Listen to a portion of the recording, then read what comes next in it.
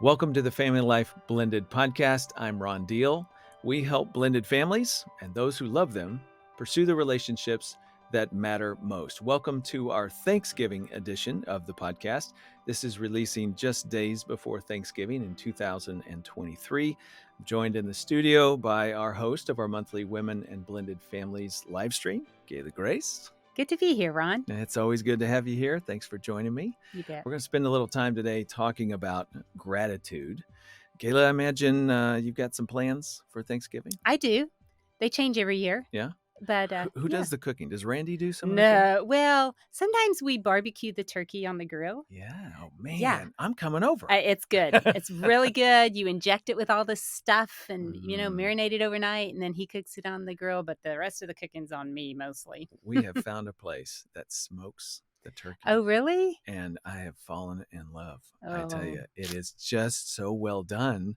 really? I don't think we're ever going to go back to doing it ourselves. That's nice. It's kind of expensive, but my goodness. It's once a year. It's once a year. Yeah. Right? And so Mhm. it's really good stuff. Well, there you go. I'm sure you're making your plans as well for Thanksgiving. We hope you are anyway. I got to start off this episode on gratitude Mm-hmm. by just saying how grateful we are. We have got a $40,000 matching gift challenge going on right now, specifically for Family Life Blended. Of course, Awesome. Family Life does a year-end matching gift challenge. We had one donor come alongside us, gave $40,000 Wow. and said specifically for Blended Family Ministry, which Mhm. means if you're listening or watching right now, every dollar you give is going to be matched, becomes $2 up to $40,000. That's great. Yes, very exciting. And it's very important for us to be able to continue to expand our ministry and reach around the world. That's one of the things that we're planning to do in the years ahead. And so we're working towards that goal. We'd appreciate you doing everything you can. I guess really the larger conversation there, Gayla, is Mhm. about provision. Yes, absolutely. I'm just so reminded of how the Lord provides for us in this particular ministry, but Right. just even me personally. Mhm. That is important to me, and God just seems to be there in so many ways. Yeah, I'm sure you're not just referring to financially, Right. Yeah, provision by God is in so many places. Mhm. And as we talk about, especially for blended families in the holidays, sometimes we need provision emotionally Yeah. and spiritually, certainly, mentally, Mhm. because holidays can be tough. Yeah, they can. Mm-hmm. Let's just keep talking about that because I think that's a Mm-hmm. good point for our conversation today. Through the years, can you think of some things that showed up for you at the right time? Yeah, so gosh, this will be our 28th Thanksgiving together as a Mm. family, and with 5 kids and 2 former spouses. There have just been dynamics that at times Mhm. have been overwhelming.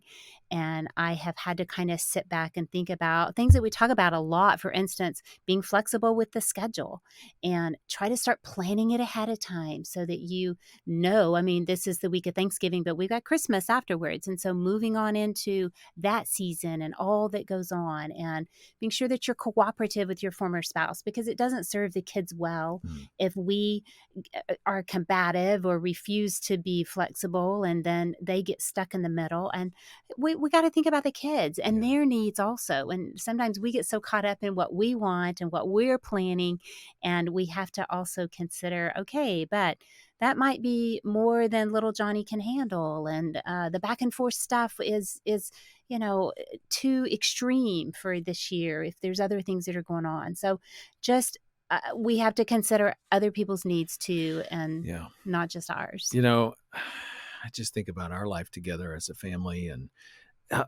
how things change. This is, I think, 38 years for Nan and I to do Yeah. Thanksgiving together. And I knew her a couple of years before. So add it all up, it's a lot. Right. And so much has changed. Empty Yes. nest. I know you Right. guys are We are empty walking nest. that That's as right. well. And Mhm. so you have that, and who we're going to get to see, who we're not going to get to see. Mhm. There's so much you Mhm. cannot control when it comes to holidays. Blended families have that whole piece going from day Exactly. one. Yes. Uh-huh.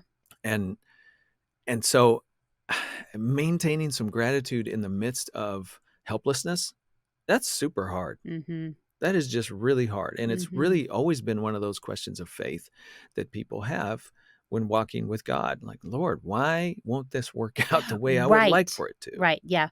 And I think one of the things I've learned along the way is to accept the situation like it is. Mm, So if the relationship with my stepchildren, for instance, isn't exactly where I want it to be, it's okay. This is where we're at today, and mhm. we are still moving forward, even if it's little baby steps and it's 5 steps backwards. I think we just accept that this is where we're at. We're going to continue taking the next step forward as God shows us the direction, and then in time things do generally get better usually. But Yeah. if we just are continually pining for, oh, it would be so much better if it looked like this, or you know what, my neighbor that's a biological family, everything looks so Mm, clean and mhm. easy over there. And, we compare ourselves to others and it gets us nowhere Yeah. other than disappointment. So, there's a couple things there I want to tag on to. The anxiety that we feel, and Yes. then the comparison stuff. Yes. I Oh, mean, you compare yourself one step family to another step family. That's not fair. Their mm-mm. configuration is different. There's Mm-hmm. different, ingredients in their crock pot. Right. But comparing to a biological family, like, there's a lot of things that are not necessarily. It always looks cleaner from the It outside does. than it Right. is on the Mm-hmm. inside, and Right. so that's part of people's anxiety. Uh-huh. It's the here's what I want, here's what I can't get thing.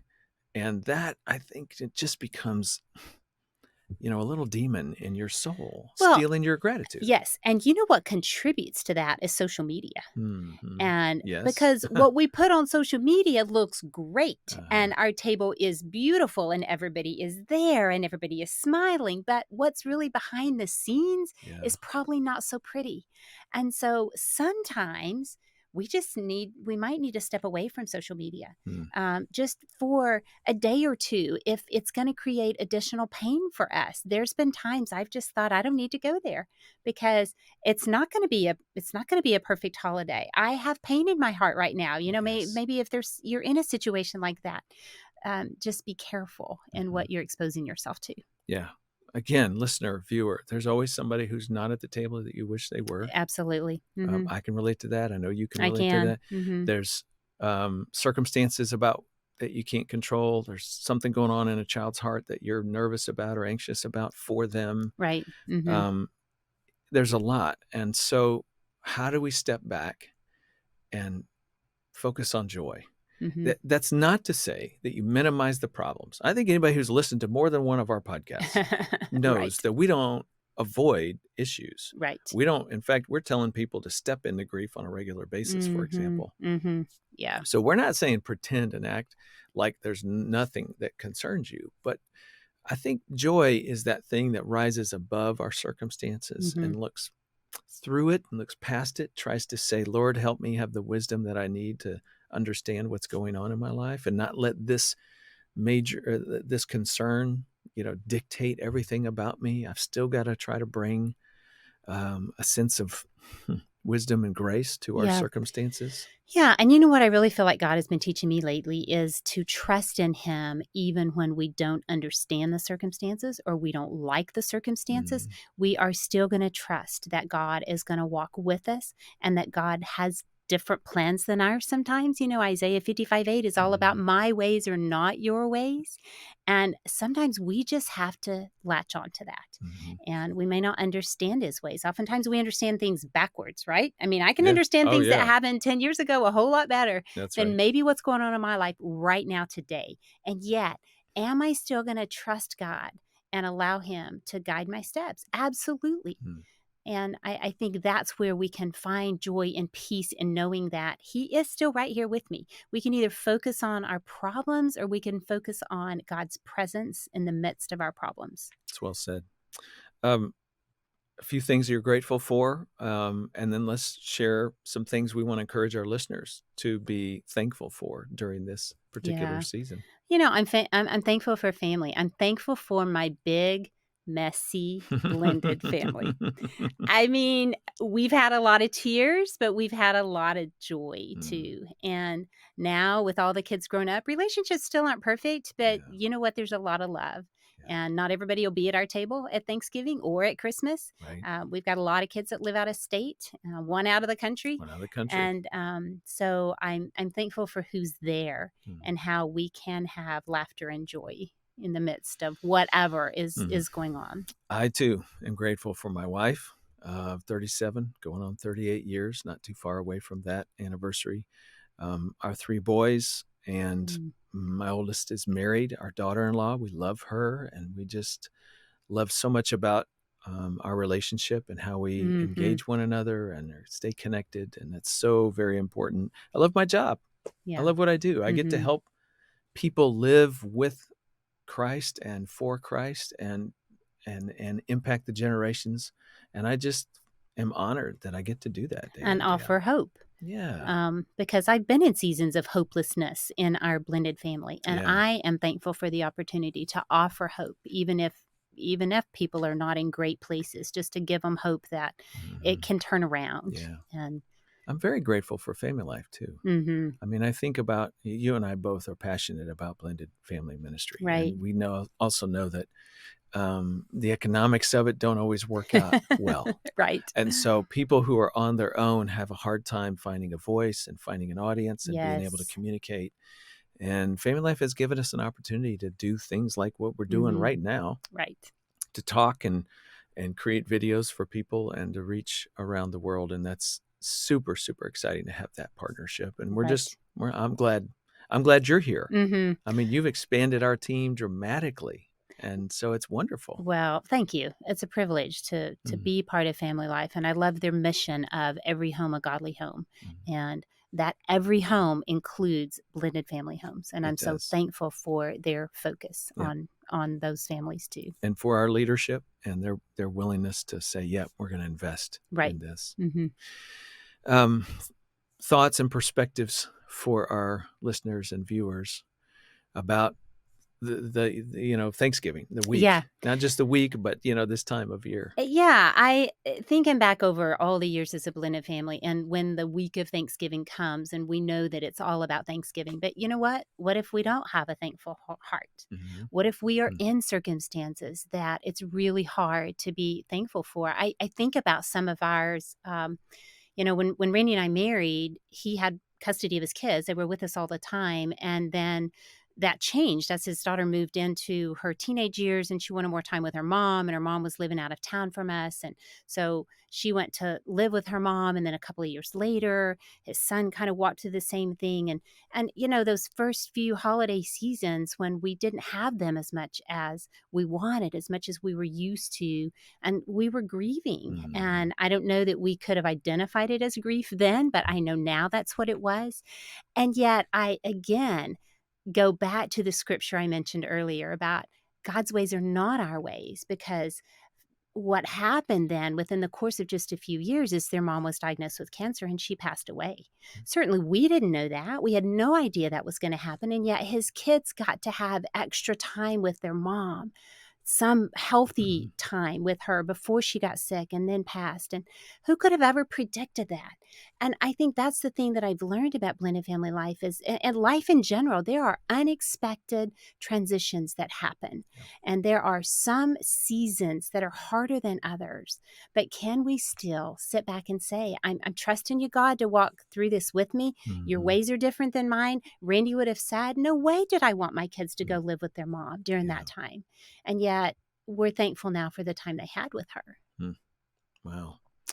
That makes me think crockpot, right? And life is moving forward. And a lot of times people don't even realize, well, it's so easy within the journey to focus on what's not right, Right, exactly. that you miss what does taste good today. hmm I was talking to another group uh, earlier this week and was just sort of talking about those reflections of, hey, you know, enjoy what you have. There's always something in life that we are not settled about, not Right. content with, hmm but trying to focus on what you do have and enjoying that. So in your crock pot mess, all the ingredients, you may have a couple ingredients, 3 or 4, 5 ingredients that are doing great, hmm coming together, merging well, got some momentum going in their relationship. And then there's this outlier relationship, this kid or this thing that's going on with a co-parent, whatever it is, it's just trouble. right. And enjoy what you have. That doesn't mean you're not concerned about and you're not intentional about moving forward with the difficult relationship. hmm You are, hmm but you don't let it spoil the whole pot. Right. Yeah, and it is easy to focus on that one piece that's not working Sure. instead of being thankful for all the pieces that are working and that Mhm. are coming together. And the more people that are in a blended family, when you merge families, the more complicated it Yeah. can get, Yeah. and you have to recognize that. And so really what we're saying is, the sad and the happy go along side by side. There's good and bad Right. all at Mhm. once. And so you're not really just overemphasizing one over the other. You're just sort of recognizing that they're both are there. And then there's this other thing, we've talked in the past about the research called turning points research, where Mhm. where um, I reported about this in the book Building Love Together in Blended Families that I wrote with Gary Chapman. The last chapter is all about, here's the punchline: you don't know when things are getting better necessarily. It's so they did research where they followed children who grew up in step families, and when they became adults, then they went and interviewed them, and they said, what were the turning points? What were the things that made things move in a positive direction for you and your family and your relationship with your step parent in Mhm. particular? And they often looked back and pointed to, well, there was this moment and this moment, and my stepdad went the extra mile for me, or my stepmom just showed me how much she cared when she did X, whatever the situation was. And then the kids acknowledged, but I don't know that she knew that I started liking her at that moment. And so the researchers kind of really got to that, and they were like, wow, there's this, things could be turning in a positive direction and you don't even realize it. It may take a while, a few years for Right. you to look back and Uh-huh. see it. Yeah, especially if it's in their teenage years. For one thing, they may not know how to acknowledge it. They may also have this loyalty bind of, Yes. oh, I've got this biological parent over here that's not going to like it if Uh-huh. she knows that I like Uh-huh. my stepmom. Right. So I'm not going to express it. And yet, I totally agree. I've shared this story before about my stepson, well into his adult years, sent me a handwritten letter with a gift on Mother's Day Hmm. telling me how thankful he was, and even said, "I know I made your life hard." And it just is exactly what you're saying, that these kids do turn around oftentimes, but we don't know it. Yeah.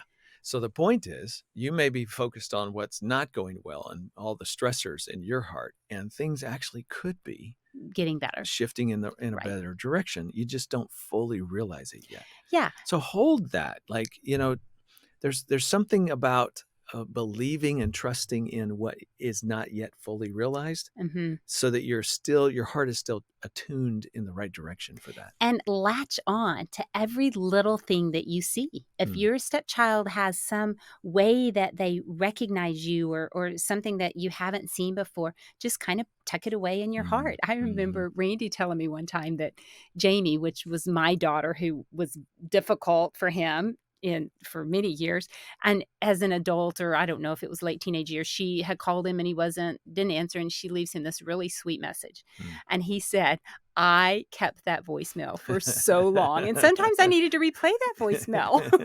That's good. That's good. Yeah. Here's another thought I had. Again, maintaining gratitude and keeping that attitude during this season. I'm grateful that wisdom is available. Oh, absolutely. Ask Mhm. God for wisdom. James Mhm. makes that really clear to us. James 1:5, if you need wisdom, ask our generous God, and he will give it to you. Now, I got to say, I also know that it doesn't necessarily mean that you, boom, get the answer to every question you're asking in your life Right. and know exactly how to handle every circumstance. It's not Right. It's necessarily not. that, because wisdom, I think, sometimes surpasses the momentary questions that we're Mhm. wrestling with. Mhm. But there is something here that the point is, in your relationship with God, go to him with the stuff that Right. you struggle Mhm. with Mhm. and ask him, because he's generous. He's not holding back on us, Gayla. He's not going, man, I'm going to make Ron suffer through this one, and we'll just see where he lands. That's not his heart at all Yeah, for us. and it's a promise, Yeah. and those are the things that I love, that we can latch on to some of God's promises, and that is one of them. Hmm. Yeah, but I also say sometimes, we just have to take the next right step that we sense God is leading us. Sometimes we're waiting for this big announcement of what we're supposed to do, and maybe there's just that step right in front of us that Hmm. we need to take, and Hmm. then He'll tell us the next step. Hmm. Um, I heard a theologian one time do a summary of the entire Gospel of Mark, and he said, basically, here's what it comes down to: love the next one the next person, the next moment. Do the Mm. right thing in the next moment, and just keep doing the next moment and the next moment. And often I find I have no idea where that's going to take me. Right. I don't know No. where it's going to Mhm. lead. I don't know what the Mhm. results are going to be. And Mhm. if I get so wrapped up in all of that, then I won't actually live out of gratitude and do Mhm. the next right thing. Mhm. I'm so wrapped up in what I want or how, trying to get the whole picture figured out. Yep. Well, break it down into a micro moment Right. and just do the next right thing. And I think God will give us a peace about it as we're moving in His will. And I also think He'll give us a sense of something's not right here Mm, if we start mm, moving in a place that's not the right direction. So I think we just want to stay sensitive to the that's Holy good. Spirit and guiding us in a way that if we begin to sense, something's not quite right here, then we might need to back up. So, I got one more thing I just want to share that I think is good for our listeners and viewers, and for me to mm, look in the mirror and remember that we are wealthy. mm, I'm mindful that whoever's listening right now or watching is on a computer and has a smartphone or right, something. right. Some device is making it possible for you to listen to this. And guess what? That means you're among the richest people in the world. I know we Mm, hear that sometimes and we kind of go, yeah, yeah, yeah. But my neighbor's got more than I'd. And that's the problem. Like yeah. we're not content and we're comparing ourselves. But the reason this is important, I think, is because it sets our heart in a place where instead of constantly wishing and wanting, where we actually go, you know what? I have a lot and I'm blessed. And I need to be thankful for that and live in that space. And that helps settle my heart a little bit. Funny little story. Um, I started making a practice before my boys left our house and moved out on their own. For years, I made it a practice. Whenever issues of money came up and what their friends Mhm. had or what we didn't have, are we going to buy a Or what boat, we weren't Dad? gonna buy for them, Right, right? right. Are we getting a bigger TV? And I will sort of wrap into that little conversation. You know what, guys? I'm a rich man, and we are a wealthy family, and I can't tell you how many times it's so funny the look I get from our kids because they're looking at me like I'm looking around our house and I don't think we're that wealthy. And that's the point, right? Whatever they're comparing to and whatever Mhm. they think wealth Right. is not accurate. Exactly. We are wealthy. Mhm. And I need to say that. I want my kids to understand that. And so I will and they will live out of contentment, not out of wish. Mhm. Mhm. But, in Philippians, Paul talks about contentment, and he talks about contentment is learned. Mhm. And so I think it's something that we have to focus on. It's not just gonna automatically happen. We might even have to pray about it and just say, "Lord, I need your help to be content in Mhm. my Keep circumstances that as they perspective. are today." Right. And, Mhm. and he'll give that to us, but it has to be intentional sometimes. Got any other tips or thoughts you want to pass along to our audience? I think just as we talk about gratitude, to focus on what we have and not what we don't have. And Mm. I know you've said that, but I have so sensed God reminding me of that in this season with my broken arm, as Mhm. the viewers can see. And it's been quite a journey for me. And yet, God is here and He is guiding me and He is comforting me on days that are hard. And I'm just trying to be reminded of what I have, and it's the Mhm. same thing with our families, and no matter where a blended family is, what do you have today as opposed to what you don't have, and I think that's where we find joy and gratitude. Well, I want to close with one last for our listener and viewer. And it's just, I am grateful for the mercy of God. No, absolutely. Mhm. Psalm 116, 1 through 6. Let me just read that for you. I love the Lord because he hears my voice and my prayer for mercy, because he bends down to listen. Isn't that a great imagery? He Yeah, bends it down is. to listen. I will pray as long as I have breath. Death wrapped its ropes around me. The terrors of the grave overtook me. I saw only trouble and sorrow. And I can imagine, Gayla, somebody's watching right now, and that's exactly where they're at. Right. And that Yes. is exactly what they're feeling, and they don't have any hope. Mhm. And then he goes on and he says, then I called on the name of the Lord. Please, Lord, save me. How kind the Lord is, how good he is. So merciful, this God of ours. The Lord protects those of childlike faith. I was facing death, and he saved me. Let my soul be at rest again, for the Lord has been good to me. Mm. Absolutely. And he's been good to me.